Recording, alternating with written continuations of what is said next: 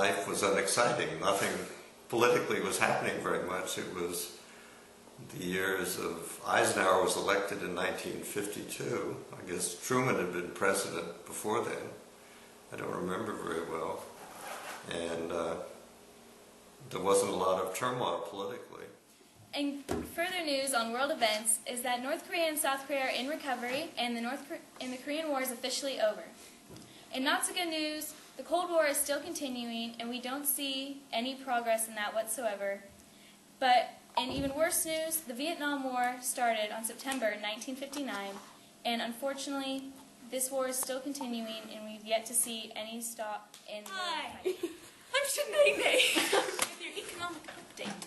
Eisenhower is instituting a new plan to stimulate the economy's growth. Hopefully, it'll work. Get us out of this mild recession. Off to you, Lucille Ball, because she's... Hi, I'm Lucy, and today our special guest is Marilyn Monroe.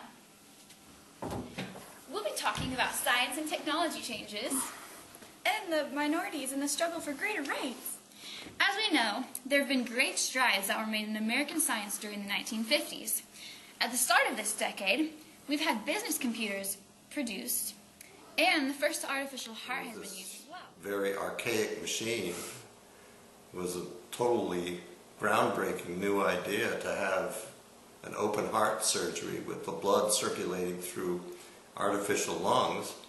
And they it was an experimental machine. They worked on dogs. They would create an artificial heart defect and then come back 2 or 3 months later and try to sew it up. And it was generally very successful. DNA and the polio vaccine was discovered in 1953.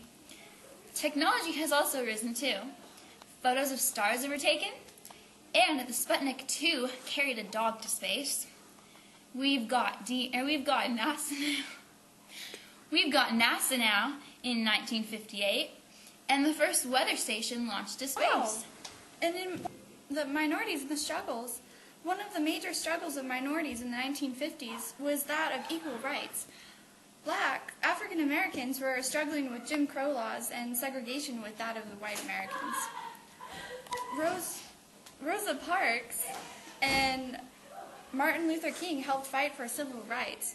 And even women had a struggle on equal rights. Back to you, Christina, a.k.a. LaDesha. Hi, I'm LaDesha.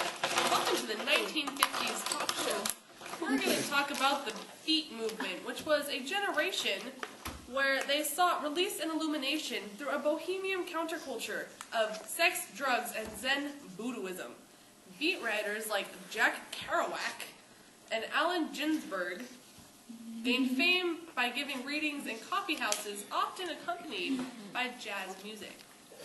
Also in the 1950s, we had social things like cars, automobiles. They gave us drive-in movies, they gave us fast food, and shopping malls, where you could go be social and do social things with your friends, or your boyfriend, or girlfriend, if that's what you wanted to do.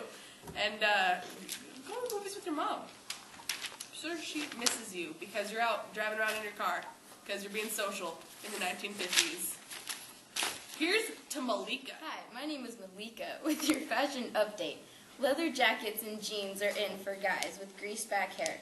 Dresses and poodle skirts with curly soft hair are in for girls. Also, for music, Elvis Presley and the Chordettes are